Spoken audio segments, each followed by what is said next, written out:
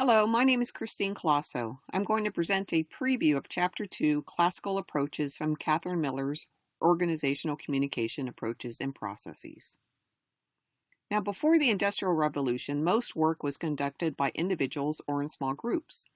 Goods were created by individuals, by families, or in small cottages. Skilled work completed the task from beginning to end.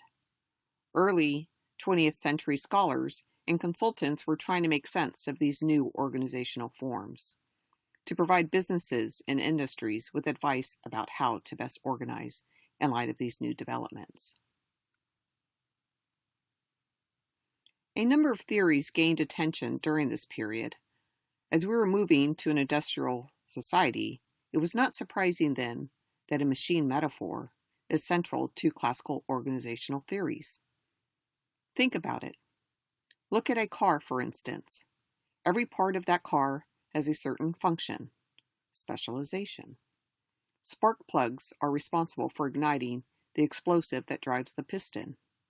Cars, aka machines, are designed in such a way that the parts in one machine are the same as those in similar machines. Therefore, if a part breaks, you replace it. We are just cogs in a machine. We can be replaced. Finally, machines are predictable. There are rules that govern the way a machine is built and how it operates. As we look at three of the more important classical approaches, Fayot's theory of classical management, Weber's theory of bureaucracy, and Taylor's scientific management, keep that machine metaphor in the back of your minds and think ahead. Are we not automating those machines today? Henry Fayot is considered the father of operational management theory.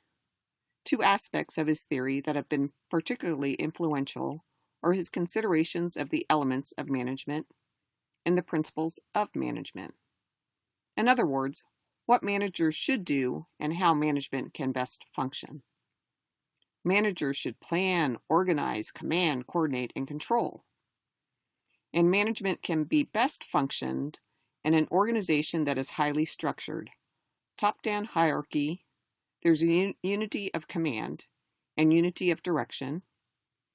There is a clear division of labor, order, and rules regarding how many employees should be under one manager. He advocated strict adherence to vertical communication flow within this structure. Additional principles were power, reward, and attitude. Power is centralized, authority comes from the manager, and all employees are obedient.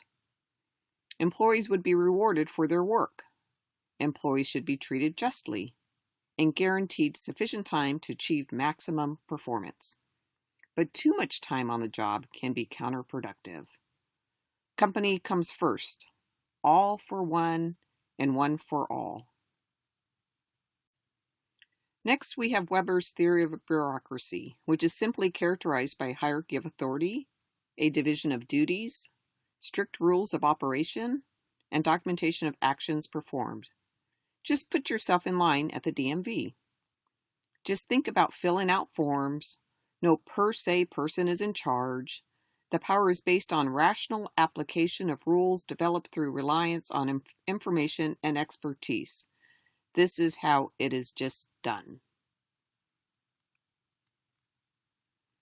Now, Taylor's concentration was at the micro level. He focused on the relationship between manager and employee and the control of employees' work. He was frustrated with what he saw, how the work was getting done. He saw that employees learned their job by watching experienced workers. Who's to say that the experienced worker was the best at his craft? The one word I would use to describe Taylor's theory is efficiency. There is one best way to do every job. Proper selection of workers and train them in a manner suggested by time and motion studies. Managers think and plan, whereas workers are best suited for doing the work.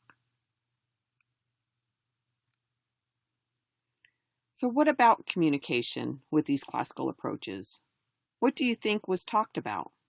The communication content. What was a flow of communication? Was it up or down or both? What was the mode of communication? And what was the style?